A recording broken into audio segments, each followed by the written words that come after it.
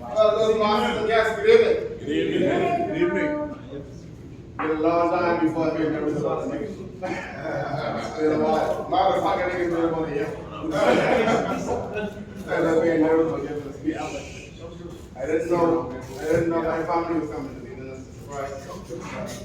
Well, I'm pressure, but Well, I set the pace. all right, the last I'll keep on. Happy birthday, your family. Good to see you again. Let's go, Bill. Fellow masters and guests, most people tell you there are certain moments you should celebrate in life. Let's go, Bill. For example, the weekend, it's probably my favorite. Friday, the party. Your birthday, New Year's Eve. But what if you're excited about being alive every day? Hallelujah. Amen. Can't you be in that celebratory state every moment you're not dead? Like that, like this. Good stuff. Good That was 3 months ago. Those masters and guests are also quoted by a gentleman named Andrew Cryer. He's a songwriter. You know when you come in those masters with a flop, and then they sort of go off course. Go off course. Let's do it. Loose me. Let's go. When I was asked to participate on the program, members, my dear friend, my best friend, I couldn't help but remember all the ifs I spent so much time thinking about over the years. What if Neil didn't go out that night? What if Neil was the driver and I was the passenger in the back seat? What if Neil survived but was left mentally or physically incapacitated? What if Neil survived and his health was fully restored?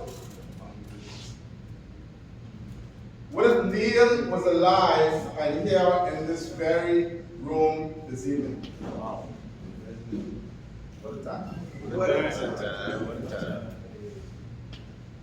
Fellows, masters, and guests, a lot has been said and shared about my dear friend. We got different levels of relationships and friendship with so many of us in Toastmasters. I can go around this team. And every one of the Toastmasters at this team, even on the past presidents, had a different relationship with Dave Descendant. Dave Descendant is my friend, my brother. Well, the first Toastmaster to talk to me and welcome me out to the after meeting many years ago when Toastmaster Cyprian Gibson was president. He spoiled you. Introduced me to the way of 1600, Bring you in. the traditions of 1600, taught me how to not be so afraid of the senior men of the team because they are all here to help me learn, grow, and develop.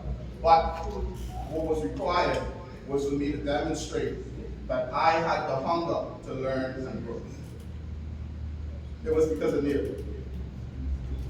Neil gave me my first cigar. 100%. That was Chicago. Romeo and Juliet Churchill in the tube, silver tube. I will never forget it. I didn't get past about a third of it before I felt like I was walking on clouds. Who?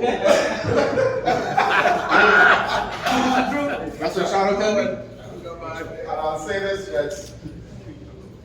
Every single day, sometimes multiple times a day, every time I light a cigar, Neil is in my thoughts.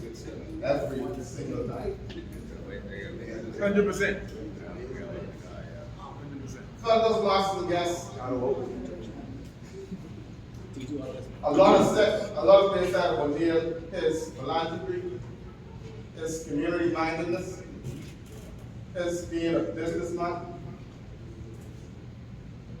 the love for his family and friends. It's not easy for me to do this, fellows, masters, and guests.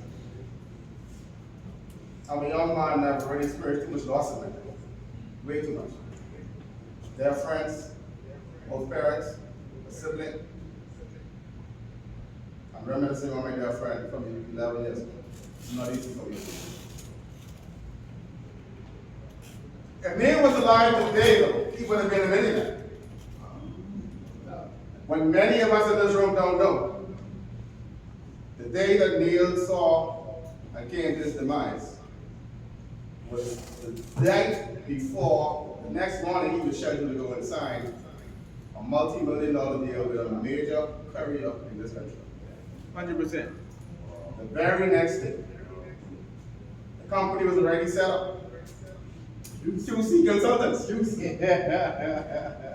Neil had already planned this entire setup and situation. He had already established the relationships he needed to establish with the organization. He had already made clearing shipments for them. And he has demonstrated his professionalism and his ability to deliver their goods on time. And he was accurate with his billing. They were prepared to give Neil the major share of all of their incoming cargo, which would have been a life changer for him, for us, the entire family, and all of his friends. I can't help but think about that if it was Master. I don't know where I would be if my friend was still here. Probably would have been somewhere deep south.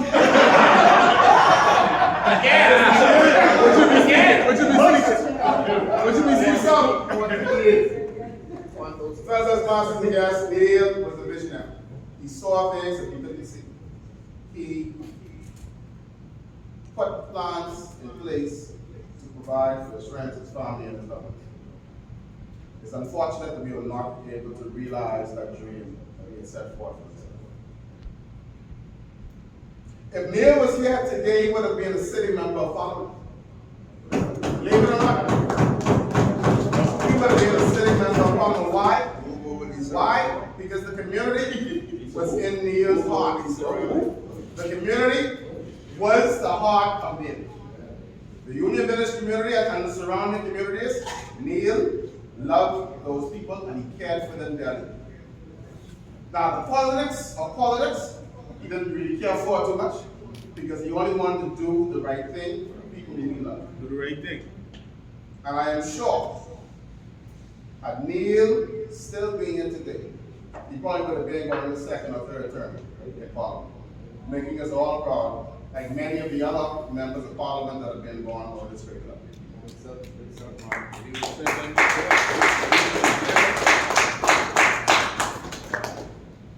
If Neil was still an active member of 1600, well, would have been the same old Neil.